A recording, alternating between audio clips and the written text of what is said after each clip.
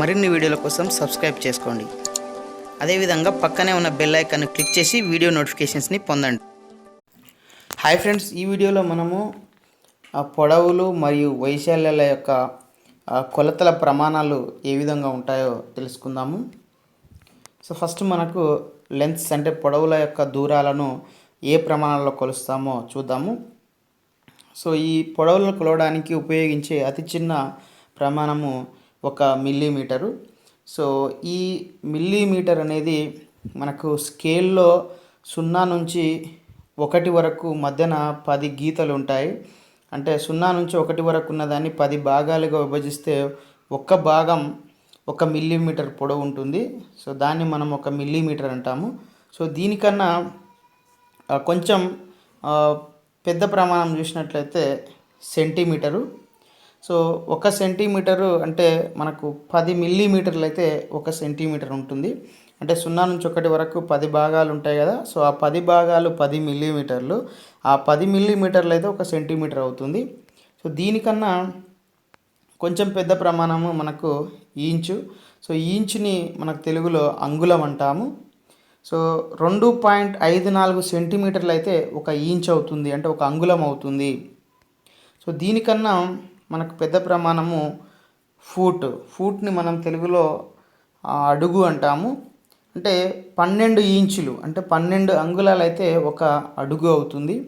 So దీనికన్నా పెద్ద ప్రమాణము మనకు యాడ్ అంటే తెలుగులో గజం అంటాము. 3 ఫీట్లు అంటే 3 అడుగులైతే 1 గజం అవుతుంది.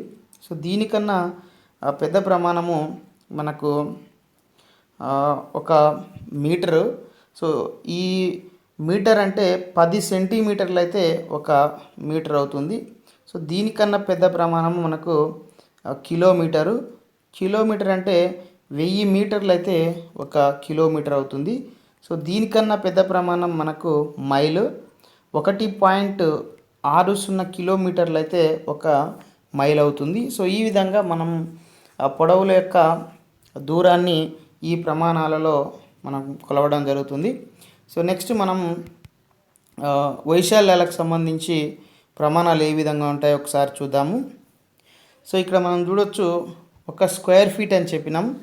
సో 1 స్క్వేర్ ఫీట్ అంటే ఇక్కడ వైశాల్యం యొక్క ప్రమాణాలు ఇక్కడ యూనిట్స్ అనుకుంటే పొడవులకు, ఇక్కడ వైశాల్యాలకు మనకు స్క్వేర్ యూనిట్స్ అవుతాయి. సో ఎందుకు స్క్వేర్ యూనిట్ అవుతాయంటే ఒకసారి చూడండి, ఇక్కడ 1 స్క్వేర్ ఫీట్ ఏ విధంగా అవుతుందంటే, సో ఇది మనం ఒక స్క్వేర్ అంటే చదరం కదా. సో ఇదొక చదరం అనుకుంటే, సో ఇక్కడ 1 ఫీటు, ఇక్కడ 1 ఫీటు, ఇక్కడ 1 ఫీటు, ఇక్కడ 1 ఫీటు. సో దీని యొక్క వైశాల్యం ఏమవుతుందంటే పొడవు ఇంటూ వెడల్పు కదా. అంటే మనకి ఇది పొడవు అనుకోండి, ఇది వెడల్పు అనుకుంటే పొడవు ఇంటూ వెడల్పు ఏమైనప్పుడు 1 ఇంటూ అంటే 1 feet 1 feet into 1 feet is equal to 1 into 1 square feet అవుతాయి. సో అప్పుడు అందుకే మనకు స్క్వేర్ ఫీట్ అంటే చదరపు అడుగులు అని అర్థం. స్క్వేర్ ఫీట్ అంటే ఇక్కడేమో పొడవులో ఫీటే ఉంటుంది, వెడల్పులో ఫీట్ ఉంటుంది, కానీ మనకు ఏరియా వచ్చేవరకే స్క్వేర్ ఫీట్ చదరపు అడుగులు అనేది వస్తుంది.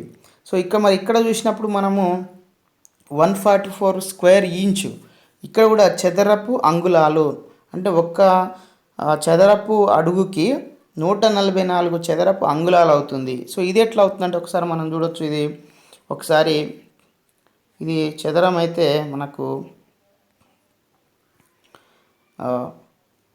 1 ఫీట్కు ఇక్కడ మనం చూడొచ్చు ఎన్ని ఇంచులు ఉన్నాయంటే 12. ఇక్కడ 12, ఇక్కడ 12, పొడవు వెడల్పు మనకు మొత్తం 12 ఉంటాయి.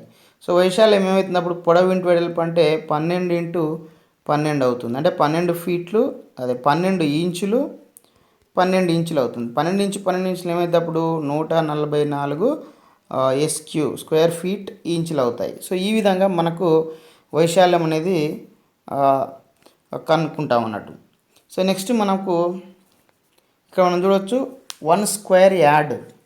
సో 1 స్క్వేర్ యార్డ్ అంటే 1 చదరపు గజం.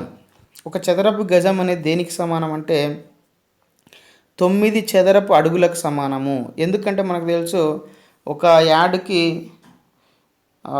3 ఫీట్లు కాబట్టి 3 × 3 అంటే 9 స్క్వేర్ ఫీట్స్ అన్నట్టు.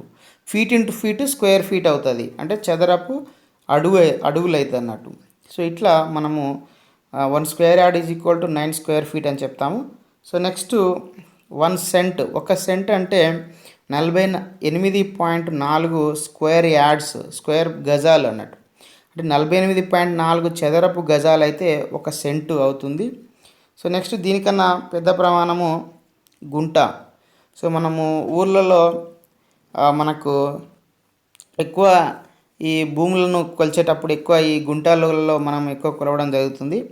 ఒక గుంట అంటే 2.5 సెంట్స్, అంటే 2.5 సెంట్స్ అయితే ఒక గుంట అవుతుంది.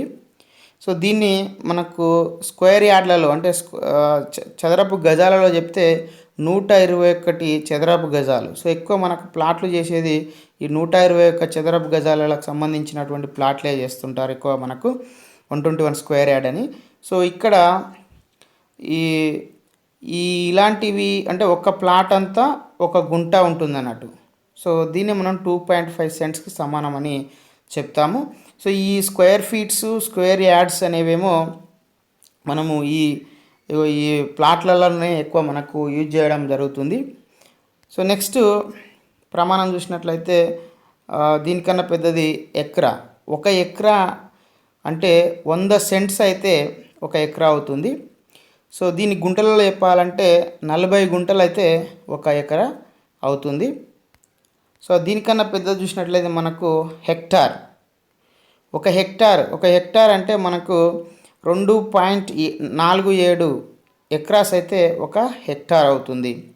సో ఈ విధంగా మనము ఈ పొడవులు అదేవిధంగా వైశాలకు సంబంధించినటువంటి ప్రమాణాలు ఈ విధంగా మనము కొలవడం జరుగుతుంది. సో ఇవి మనకు గుర్తున్నట్లయితే ఈ పొడవులు కొలిచేటప్పుడు అంటే ఈ కన్వర్షన్ ఎన్ని ఫూట్స్ అయితే ఎన్ని ఇంచులు, ఎన్ని యార్డ్ అయితే ఎన్ని ఫీట్లు, ఎన్ని స్క్వేర్ యార్డ్ అయితే ఎన్ని స్క్వేర్ ఫీట్స్, సో ఇవన్నీ మనకు ఐడియా ఉన్నట్లయితే ఈ పొడవులు ఈ వైశాల్యాలు కొలిచేటప్పుడు ఈ ప్రమాణాలు ఉపయోగించి మనం సులువుగా వాటిని కొలవడానికి యూజ్ అవుతుంది. సో నెక్స్ట్ వీడియోలో మనము ఈ ఏదైతే ప్లాట్స్ ఏ విధంగా కొలవడం జరుగుతుంది, ల్యాండ్స్ ఏ విధంగా కొలవడం జరుగుతుంది అనే విషయాల గురించి తెలుసుకుందాము. సో ఈ వీడియో మీకు నచ్చితే లైక్ చేయండి, షేర్ చేయండి. ఇలాంటి ఎడ్యుకేషనల్, ఎంప్లాయ్మెంట్, టెక్నాలజీ సమాచారం పొందడం కోసం మన యొక్క యూట్యూబ్ ఛానల్ వెంకట్ బిటిని సబ్స్క్రైబ్ చేసుకోండి. Okay friends, thanks for watching this video. Bye bye, have a nice day.